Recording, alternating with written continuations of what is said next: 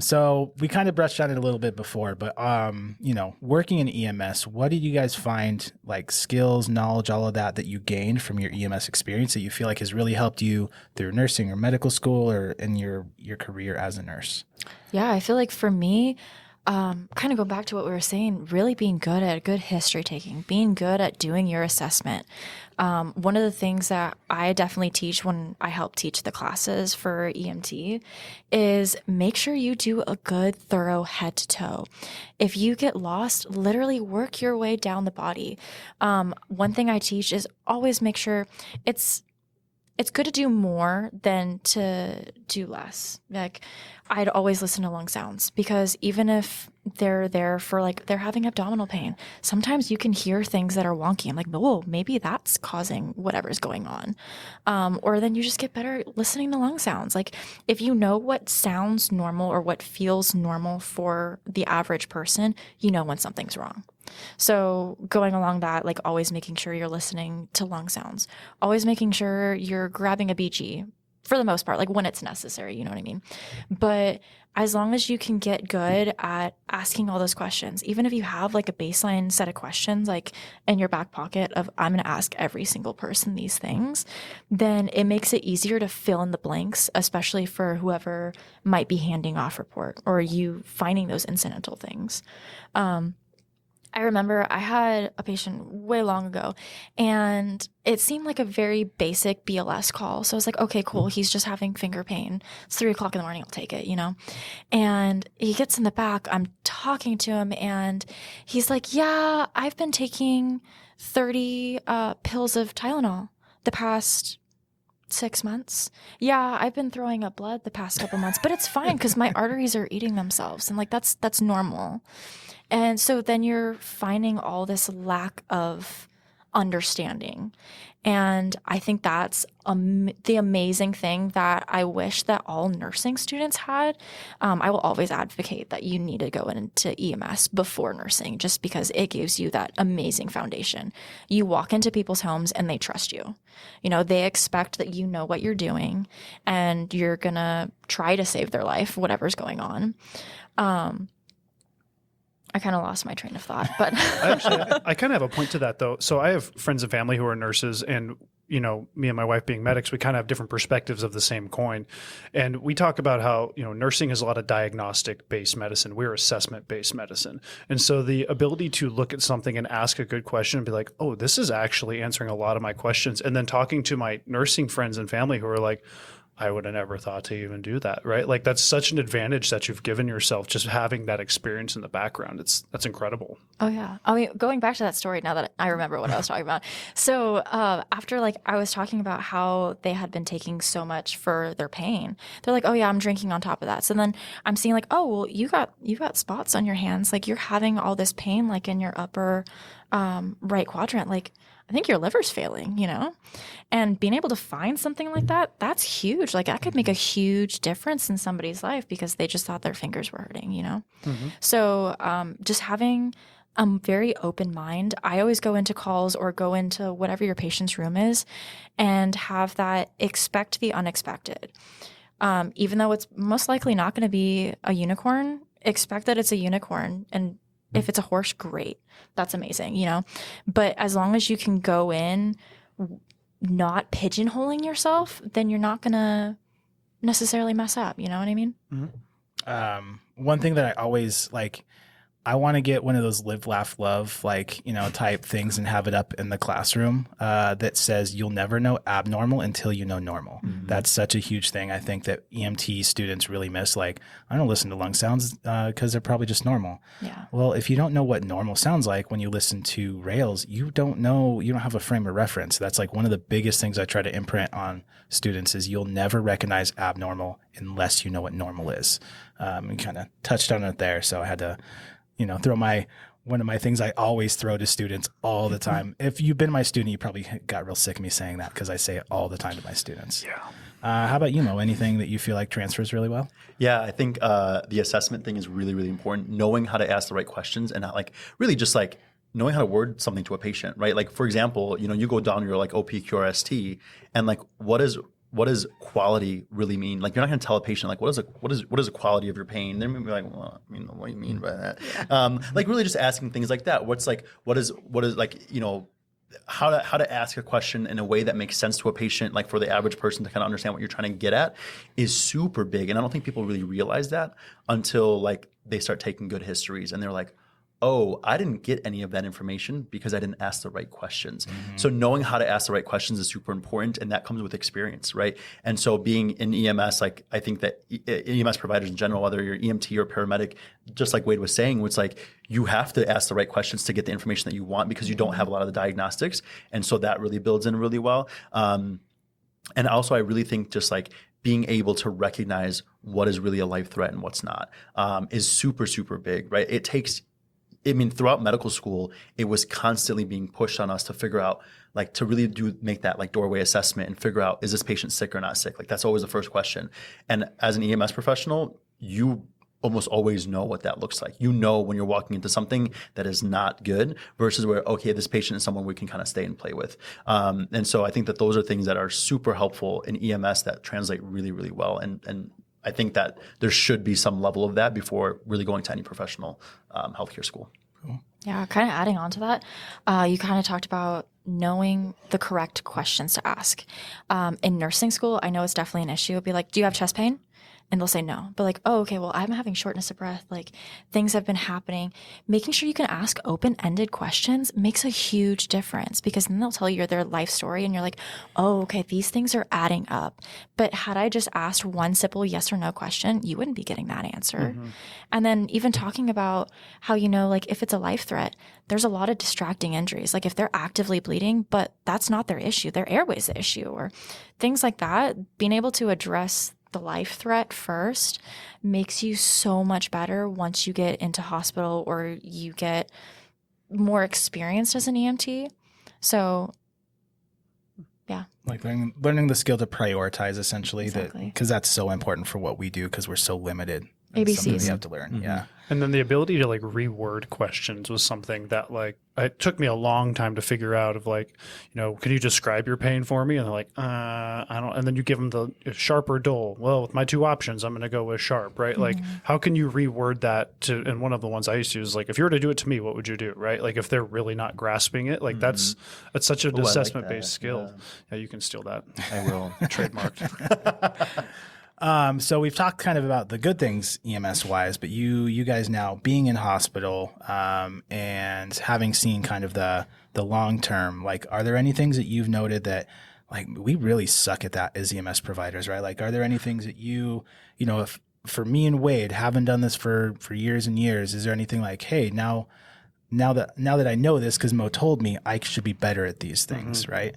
Anything you guys want to throw out there that you've seen in your experience? I will say that, like, this is not so much, I don't know if this is directly answering your question, but it is an interesting thought that kind of comes to mind with that, is I feel like a lot of EMS professionals, and I don't know if it's the same, maybe just because I'm from Chicago, there's hospitals everywhere, it may change this, so I don't know if this is applicable across the country, but I will say that what I've noticed is a lot of people almost downplay their worth as an EMS professional and what they can do. And it's like, the amount of times that I've just heard, let's just BLS it. Like, let's just BLS it, and they can take it to the hospital, and they'll do all that at the hospital. Why are we going to do this pre-hospital? And it kind of bums me out, because ultimately, like, you are a professional. You have a license. Like, you are capable of doing so many things. There's no reason to like downplay what you're capable of, right? Take the time to like do the things that are important for that patient. Don't just be like, well, you know what, the hospital's 5 minutes away. Like, no, they'll handle it. And so that's something that I feel like EMS can do better, is like really finding their worth, because EMS is constantly evolving and it's constantly becoming better. And, the reality is EMS has only been around for 50, 60, 70 years, whatever it is. Like, it's not that old in retrospect. Like, you look at it and you're like, wow, EMS is a very young profession. We're continuing to grow. We're continuing to find new ways to make EMS amazing. And so, like, don't ever just downplay what your worth is in EMS. And I feel like that happens a lot. I've definitely heard that before. Some providers like, we'll just the hospital do it. My big gripe is when it's like, I'm not getting IV. The nurse is going to do that when we get there. Yeah. It's like, it takes us less than a minute. Just do the dang thing and we can keep moving forward. Make their life easy, make our life easy. And they will appreciate it too. I'm sure like if there's a line started for you and you're like, oh, sweet. Yes. Yeah. How about you, Nikki? Anything comes to mind? I'd say like this all starts as you're still a brand new EMT student. You're in a very controlled environment. Everything's very safe. Treat this as if this is real life, because I mean, I definitely was fallen victim to this. We're like, oh, you're getting comfortable. Oh, this is a game. This isn't a game. Like, this is somebody's life when you really think about it. This isn't a game. I just like imagine you standing over like a brand new EMT student. Stop it. This Take isn't it a seriously. game. Yeah. But I mean, when you really put it into perspective, like you're training for real life. Yeah. This isn't a joke. And I know you can start young, but like if you can take this seriously and recognize that this is somebody's life that's in your hands, this is somebody's loved one. And I know we say it quite a bit in nursing school, and I try to reinforce this in EMT classes, but treat them as if this is your family member. There's a lot of people who are very difficult to work with. Either they're like super upset or they're going to get angry with you. It's not because they're angry with you. They're angry at their situation and they're taking it out on you. That's so big. Which is like, it's not okay, but on the same token, you need to understand that this isn't your issue and you're going to still treat them with respect. Just because they're being mean to you doesn't mean you need to be mean back. And I think that's definitely an issue of when we get those frequent flyers, if they're going to continuously be those type of people who are like, oh, not this person again. And you go in with that mentality, they're going to still keep calling. If you are mean to them, it's just going to make it harder every time you go and see them. I think another thing is I've definitely fallen victim to this one as well, but we have to do continuous trainings all the time. If you're going to keep clicking through it and not take it seriously, you're not going to learn anything. I think, especially in the EMS profession, you need to continue and try to build your skills. Try to go out and learn more, even if it's just, oh, I found something on TikTok, because there's a lot of useful things. I love TikTok, but In my life, yes. as long as you can keep yourself, again, with the inquisitive mind, or ask your partners, like, hey, like, what's an interesting call you had? What did you learn from this? Like, what else can you teach me? As long as you just keep it going, I think you're setting yourself up for success. I think you said it well. Like, there's always a perspective, and I noticed this through EMT school, I noticed this through medic school, is there's always these people who don't want to take it seriously because it's like uncool or cringy to care about what you're, the stupid That's training. such an EMS mentality. Yeah, it's like, oh, yes. CE, it's another 3 hours I have to do once a month. This is garbage. I'm just going to click through. It's like a little bit of buy-in goes a long way, because end of the day, you're not hurting anyone else besides your future patients. Yeah. Right. Yeah. And like, I've had several calls off the top of my head that like, I did a training. I was like, I'm probably never going to see that. And literally the next day I was like, well, would you look at that? That's a very real thing. It's just buy in. It's not hard. Now, there's lines to it. We're not asking you to be like a Ricky Rescue and drive around with your Halligan, but like, buy in when you're at work and take it seriously. It goes a long way for your own sanity more than anything. Just care about what you're doing. Like, Right. Yeah. have some respect for the profession and what we get to do, because what we do is not something most people get to do. Like you were saying earlier, right? Like we walk into people's houses on their worst day, they automatically respect us and trust us because of the badge that we wear and the letters behind our name, kind of a thing. And like and it can be fatiguing. I know personally me fatigue, like the way I put it, right, is we are everyone's grown-ups, right? I have a couple kids at home, and if there's a problem, no matter what it is, mom and dad are going to fix it. We're going to ask mom and dad, no matter what it is, right? And just the same in life, when you grow up, you realize like they were just kind of faking it till you make it. We are the same in EMS and healthcare, I'm sure, in general too. But we need to respect that they are calling us because there's a problem and they don't know what else to do. And so maybe it is something stupid like grandma can't find the controller and she wants to put on Jerry Springer, right? Because a lot of us have been on calls like that. Oh, yeah. At the end of the day, though, like we are just kind of that last whatever, I don't know how to put this, like that, that last catch-all of society to help them solve their problems, which can be very fatiguing, but it is there's something you need to definitely respect, that's an honorable position that we have that most people don't. I don't think I rationalized that until I had an FTO one time. It was after a call, we're talking about it, and he's like, this is a weird profession, because how many jobs would you walk into someone's door and they hand you their sick child and they're like, go. Yeah. That doesn't happen in real life, right? Like, you'll never find me doing that to anybody, And so it's just take it seriously. Like, it's there for a reason, all the training. And the reality is too, like, we kind of going off of both of your points too a little bit earlier, is like there's our frequent flyers, and EMS is notorious for like really hating on their frequent flyers. The reality is there's a frequent flyer for a reason. There's something happening on the back end that is happening that's causing them to be this frequent flyer, right? A lot of our frequent flyers, maybe they're living without a house, maybe they don't have food security, maybe whatever the case is. And at that point, for them, the one thing that worked for them was to be able to call EMS to get them to a hospital, to get them into a bed where they can eat and have whatever. And like, sure, it can get fatiguing for EMS, and I understand that, but just remember and try to like really put yourself in that situation and try to remember like what is causing that situation to happen and what's causing that situation to arise. And don't just be like, oh, it's this person again. Like, here we go again. Really try to take the time to remember that like this is another human being. This is a person. This could be your family member or you one day. A lot of these people it's so sad. I talk to so many people, and like really once it comes down to it, you start to realize like they're people just like you and I, right? They had a full career or whatever the case may be, and something happened to put them in the position that they're at, and any one of us can be in that same position. And like never forget that, and never let yourself just become, just, oh, this is another frequent flyer, or this is whatever situation this is. This is another human being. Like, you hold a license that people respect to like care for human life, and you should take that with a huge honor and kind of pull that forward as you go on through your career. Compassion goes a long way. Really Yeah, does. especially towards not getting burnout, right? Like having that compassion really makes a difference for burnout, because you can be burnt out by those, this whatever homeless person or whatever's going on, right? You can get really burnt out by that. But if you start to look at them as a person, like, I know this address, I know this time of day, whatever that's being called, but like, hey, I'm going to go like, there's a frequent flyer we've been on that like would sing to you, you know what I mean? Like, and you'd make it fun, be like, hey, what's up, person, right? Like, how's it going? Hey, man, like, hey, you've been listening to some Michael Jackson lately? Hit us with some whatever, right? Like, if you humanized them, and these people that you see all the time that can be frustrating, you make that connection with them as people, you're going to be there either way, right? Like, that call is going to happen. It's going to happen, right? Yeah. But if you can make that human connection, then instead of it being an annoyance, and it's like, oh, hey, I'm going to hang out with this guy for 10 minutes and see what they need, maybe help them out a little bit, get some food or whatever they need, and maybe we'll see them again later, right? But having that bad mentality is going to burn you out real fast for those kind of patients. I had a partner who I loved to death, and if he listens to this, he'll know exactly who he is. He and I were so we love each other to death outside of like the ambulance. But when we were on the ambulance together, we were total opposites.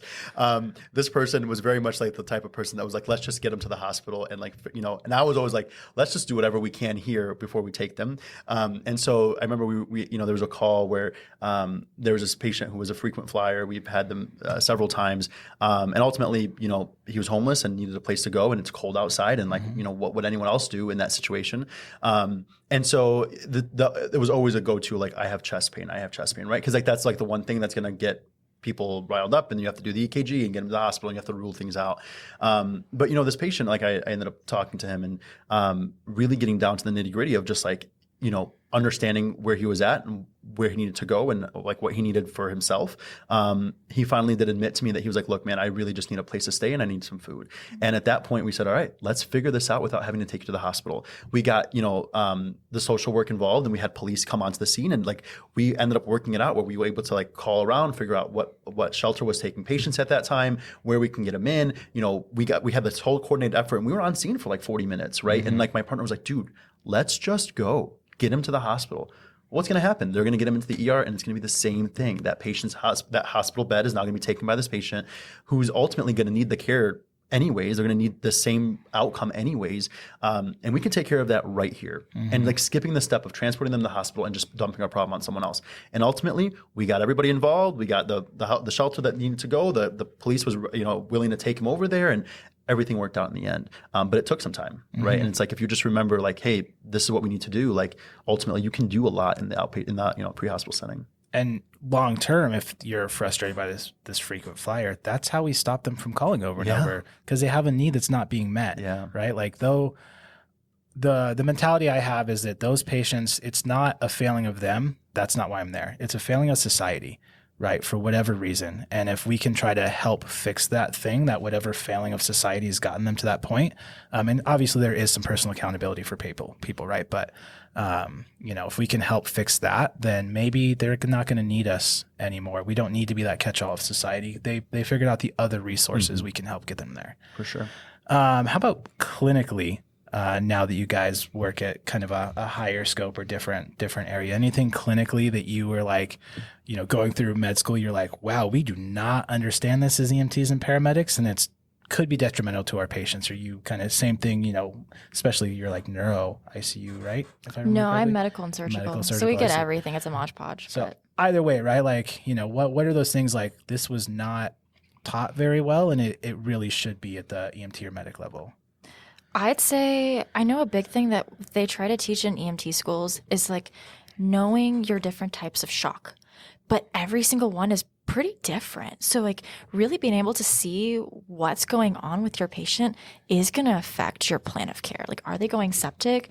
Is their temperature elevated? What's their heart rate at? Is that normal? How does that compare to their blood pressure?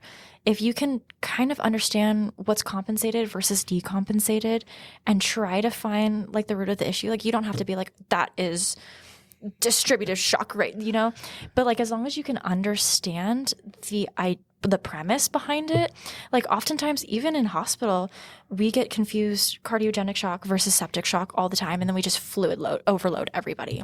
But like, do they truly need fluid? What is actually going on with our patients? I feel like makes a huge difference. And it starts in the beginning, because a lot of times moving on to that fact of like, okay, we get our call, the call type says it's shortness of breath. Now we're pigeonholing ourselves into like, okay, well, this is probably just an asthma attack based on the call notes. But then you get there and it's like, it's anaphylaxis, or it's they're having pulmonary edema because they're in cardiogenic shock from their heart failure. So like, let's dig deeper. As long as we can understand basics, I think that makes a huge difference. And a lot of times in a hospital, we miss that too.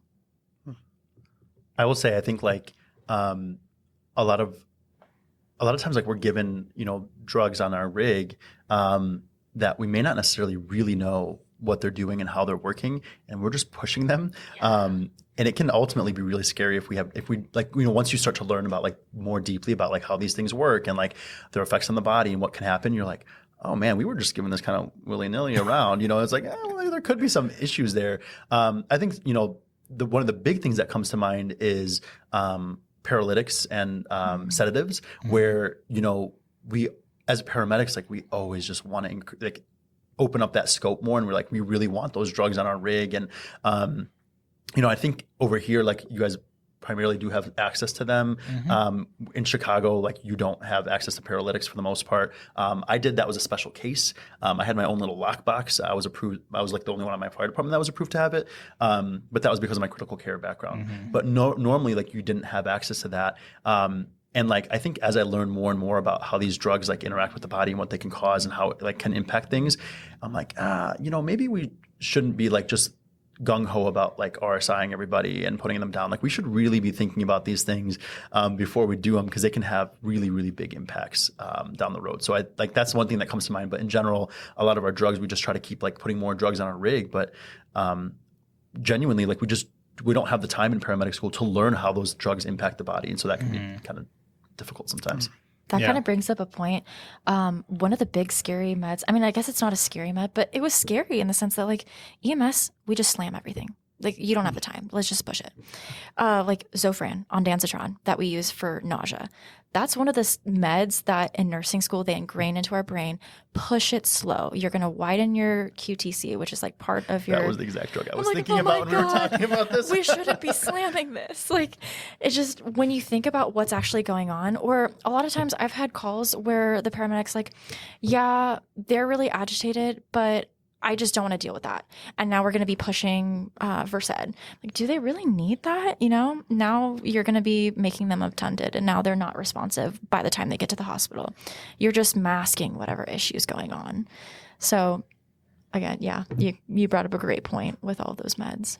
So farm knowledge is a bit lacking at the EMS level. Yeah, it is really hard. I think like you don't have the time to really like learn all these things, but ultimately like you have these drugs that can have really big impacts on someone. So like farm knowledge can be really lacking in EMS sometimes. Yeah. Yeah. We do carry a lot for what the level of knowledge and training we have. And it's all necessary, right? It's just a matter of like, if you're going to be pushing something, you should know what you're pushing. And if you're not taught in paramedic school, then you should be learning it on your own time. Like if you're going to push that into someone's body, like you need to know how it works. Yeah.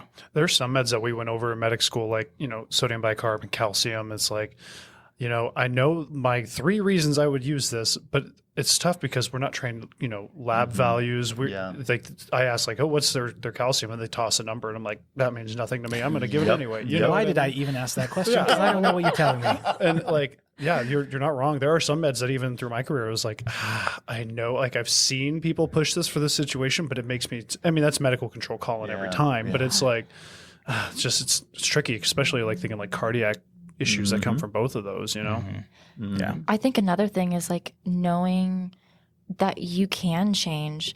I know there's a lot of, I'm going to say crusty dusty paramedics, like they're set in their ways. Like I've done this for 30 plus years. This is how I'm always going to do it. Like I'm just thinking about like ACLS, like a lot of the things we'll push lidocaine or we'll push amio, like get your bolus in, but amio stays in your body like 90 plus days.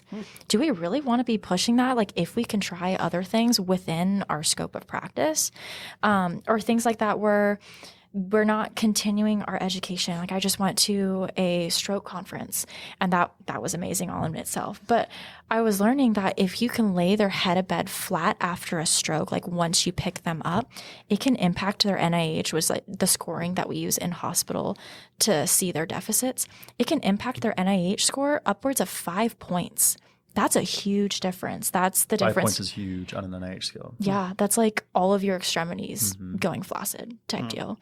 So if you can take that into account and like really understand what's going on, I'd say doing your continuing education, like MCRIT is an amazing podcast that I continuously listen to. Like as long as you can keep it going. Yeah, and that's one of those things that's hard too, I think, for especially newer providers of like where to go for this. It's not necessarily a lack of wanting to be better about these things. It's just like it's hard to find this information, right? Like even as EMS instructors and educators, right? Like medicine moves so fast, and to be able to keep up with it would be kind of a job on its own, right?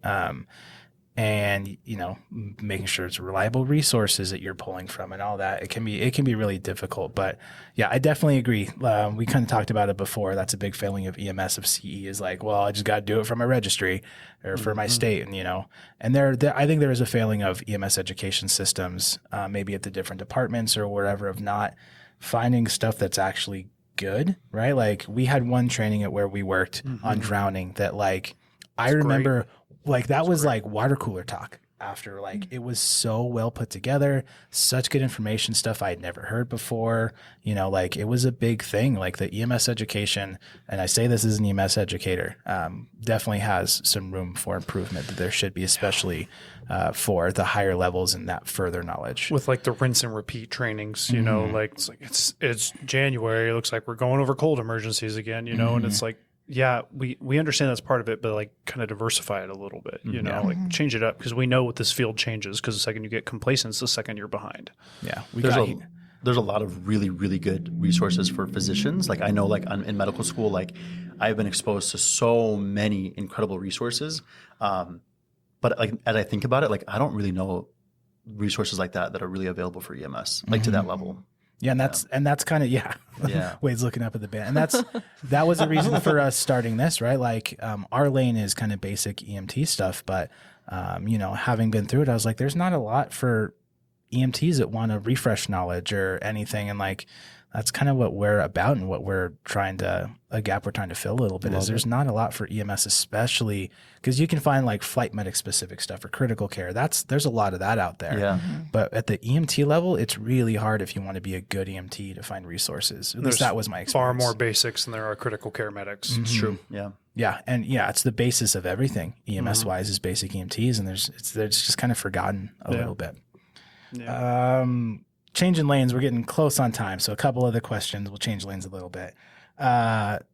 Anybody listening to this maybe that wants to go down the paths you guys have, any advice that you would give to anybody like looking to go EMS medical school or medical school in general, nursing school, anything like that?